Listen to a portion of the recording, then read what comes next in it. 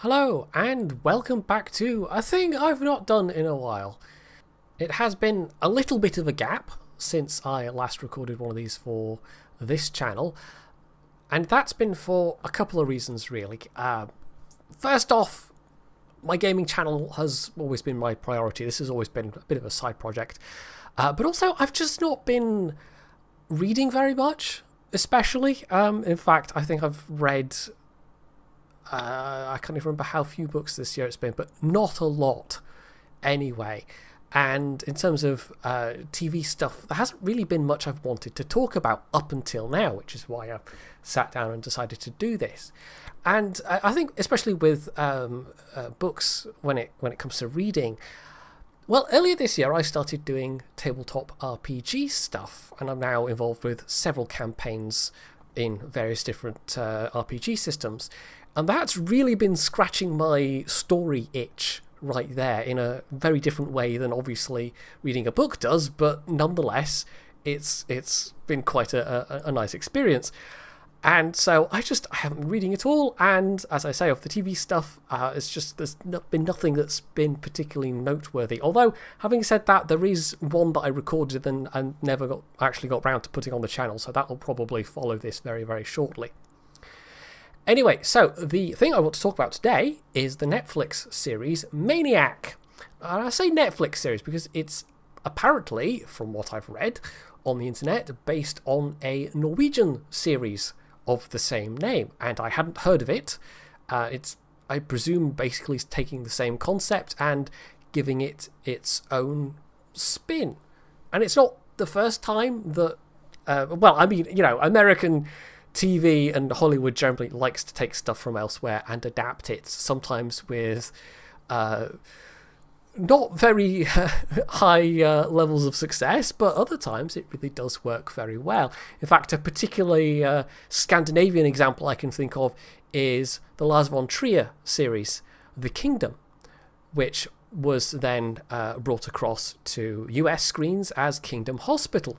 And in that case, both are pretty much as good as each other, even though the US series is obviously an adaptation. But it changed enough, it kept enough of the tone of the original, but struck out in its own directions enough that it became a genuinely interesting thing. And so they actually kind of stand side by side quite well. Now, I don't know if that's true with the Norwegian original of Maniac, but the English language series, well, it's pretty good, although not without flaws. I didn't actually end up enjoying it as much as I thought I would based on the initial trailer. Because when the trailer popped up, I looked at it, looked at the visuals, looked at the story it was teasing, and thought, okay, this might be really interesting. And it was quite interesting, but it wasn't maybe quite what I was expecting. So the basic premise of Maniac is several-fold, really. The plot is that the two main characters, played by Jonah Hill and Emma Stone, they end up in various different ways getting into an experimental pharmaceutical trial, at which point things start getting quite weird, because this particular pharmaceutical trial involves mind-altering drugs, essentially. The entire thing is being done by this massive pharmaceutical company, and very early on you get hints that, things have gone quite badly wrong in some previous trials of this particular drugs, or these particular drugs. But nonetheless, the actual doctors behind the entire thing are coming at it with fairly lofty goals, even if they are themselves deeply, deeply flawed characters. And that's one of the interesting things about this show, is that the people running the study are in some ways more damaged than the people who are actually in this pharmaceutical trial. And this is me saying this when Jonah Hill's character, who is called Owen Milgrim, is basically schizophrenic. And so, he's got some things to deal with. And even Annie Landsberg, who's played by Emma Stone, she's got some issues going on as well. Maybe not mental health stuff in the same way, but she's had some trauma in her past, which is how she's eventually ended up coming to be in this pharmaceutical trial. And yet, as I say, the doctors are almost crazier than the patients. So there's a whole raft of other stuff going on as well. There's the brain-altering drugs and a whole bunch of dream vision things almost that get induced by these. But there's also a computer called Greta, or GRTA, but they call it Greta, who is basically sentient and it has a whole quite important part of the plot to themselves, and it all goes off in some quite odd directions. And if you're thinking this all sounds a bit Philip K. Dick, then it really, really is. It absolutely is very much in that particular direction. I don't think there's any one particular Philip K. Dick story I can point to and say, oh yeah, it's clearly inspired by that. But the ideas, the shape of the things, the characters, how they interact with each other, the whole thing, like, you might be forgiven for thinking this was an actual adaptation of something that Philip K. Dick wrote. It's very much in that vein.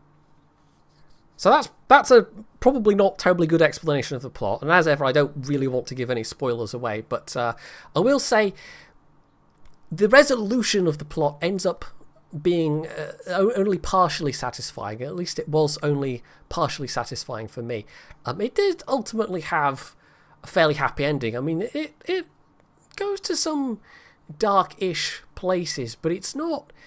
That's never really a theme. I mean, a good comparison here might be the Channel 4 show Utopia, which I've covered in the past, which is in some ways not dissimilar. It's extremely stylized, but it has much darker themes going on, whereas Maniac kind of doesn't really, even though it is dealing with trauma and personal loss and mental illness.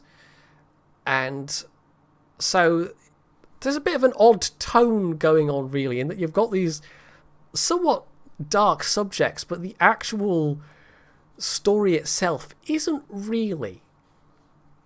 One other thing I should probably mention about the entire setting is that it is set in some kind of alternate now. And much like a lot of sci-fi of the 60s to 80s, say, where they almost totally missed the rise in personal computing, a big part of this alternate now is that apparently that never happened.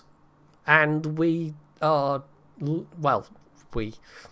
the characters are living in a world where mainframes are a thing, quite powerful computers are a thing. We are actually shown VR at one point.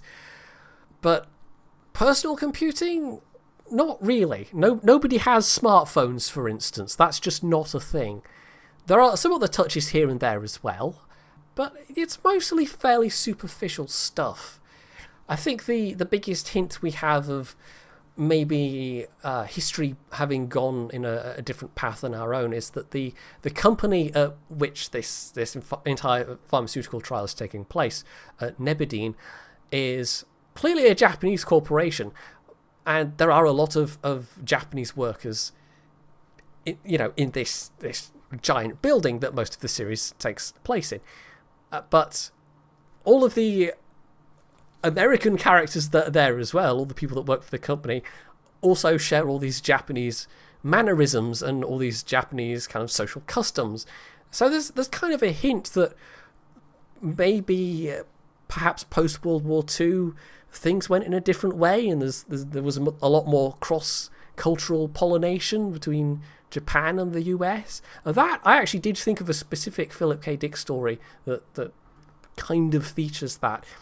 And it's maybe not the one you're thinking of, because obviously Man in the High Castle features, a mix of Japanese and American culture. But no, one called The Simulacra, where part of the background of the world it's set in is that Germany and the US kind of well, I don't know whether you'd say Germany becomes like the 51st state, or whether the countries merge, which maybe makes it sound like it's more on a kind of equal footing rather than just, Germany becomes a state. But in that, there's basically been this kind of fusion of German and American culture, and that's sort of what it felt like specifically when we were seeing the inside of Nebadine Pharmaceuticals. It might be just that we're all reading too much into this, and that it is in fact really limited, and it's just the fact that this company operating in the US expects its employees to adhere to Japanese customs. It might be nothing more than that, for example. But it's all, it's all fairly subtle touches. There's nothing too major. It's all kind of, it's fairly recognisable as now. There's just these little things that set it apart and mark it as clearly being not here, even though it is obviously more or less now. And in the first episodes, actually, there's a couple of little hints of like the Statue of Extra Liberty, which is a bit of a silly thing. They don't go overboard with it, but there's a couple of hints of how things exactly might be different. But it's not really laid on too thick, because the alternate history part isn't really the point of it. It's the characters' journeys through the thing, and that's just really the backdrop, which happens to be a different reality than our own. So having mentioned Utopia earlier, this is probably a good point to mention the style of the show as well, because it is done in a fairly interesting way. Not to the extent of Utopia, but it does make an interesting use of colour, and the cinematography was quite smart as well. There's lots of subtle visual touches about what's where in a frame and how certain objects look. And it's not just the fact that a bunch of the stuff is obviously quite retro 80s inspired. Although, again, a lot of that really is only inside the Nebadine Pharmaceuticals building, just out and about, the scenes around the city, which I think it'll be New York. Yeah, it will be New York. A lot of it just could be now, basically. The only persistent visual touch you get that really sets it apart from just contemporary America is the little sanitation robots that you see that go around apparently just scooping up dog poop. And apart from that, it's just normal America, pretty much. Well, I say that, there's also one or two other things, but nothing too drastic. So yeah, a lot of the stylistic stuff, it's not until they get inside the Nebadine building that it really starts to sink in. And partly it's the costumes, partly it's the actual lab environment itself, and a big part of it is the technology, most of which you do see within the confines of Nebadine. There are also the dream sequences as well, which have a very different sort of feel. And when they were teasing those in the trailer, I kind of got the impression this was going to be more of an Inception-esque sort of story. And to some extent that's true, but not really. It takes a very different direction than Inception. It's still dealing with dreams and how dreams could not particularly make sense. And they do sometimes give you little hints that, well, maybe some of the stuff that's in the dreams isn't just in dreams. I don't know. I tried to feel like they at times wanted to blur the boundary between what was being shown as real and what was being shown as happening inside their heads when they were under the influence of the drug and in the gadget that was controlled by the computer. But they didn't really do much with that overall. It was just hints here and there. So it wasn't necessarily a strong theme. It was more of a subtle thing. But it was definitely there. So there was some purposeful fuzzing of the boundaries, let's put it that way, between what is possibly real and what is not. And especially that's true for Owen Milgrim. they actually spend the first 2 episodes. The first one's from Owen's point of view, and then the second one is from Emma's point of view. Not Emma, that's the actress. Annie Landsberg's point of view. And they basically, in the first 2 episodes, show you how they get to the point of being in the pharmaceutical trial. And at that point forwards, it's much more of a... Well, it's interesting. It goes to more of a conventional TV style, whereas conventional storytelling style, let's put it that way. Whereas the first one, it's very much more about the point of view of the characters and how they got to that point. So there's a little bit of a shift after the first 2 episodes, but nothing too jarring. But yeah, I don't know. I thought it was interesting because, especially in that first episode with Owen, they do play up a bit the fact that he doesn't always know what's real. That's one of the things he struggles with. It's one of the reasons why he goes into this study, because he's hoping for something that will, air quotes, fix him almost, because he's got all these other worries going on in his life, and then his mental health stuff on top of that. And he doesn't come away fixed, as it were. I was quite happy the series didn't try and take that direction. But he does find something along the way. And really, by the end of it, you get the sense that he has a much more firm grasp on reality. Or at least as far as we know he does. Because, as I say, this is this deliberate fuzzing of boundaries at times, so you almost might consider him to be an unreliable narrator. And in fact, if the series had just been following his point of view, that could have been a thing they might have done. But because we had this second main character in at the same time who isn't suffering the same thing, it kind of pins it down a bit, you know? You get a much more firm sense as a viewer of what is real and what isn't. But that actually could have been quite interesting if it had just been his point of view and never really fully knowing what's real or not. And again, that's a very Philip K. Dick sort of theme. Having this blur between dream states and reality, and also struggling with mental illness and not knowing exactly if what you're seeing is really what you're seeing or if it's just something that your brain has conjured up. So when I said at the start, you know, this was an interesting show, but I didn't feel like it maybe was quite as interesting as it could have been. This is maybe one of those areas. I think they could have spun that theme out a lot more. It could have made the whole thing a lot more ambiguous, potentially.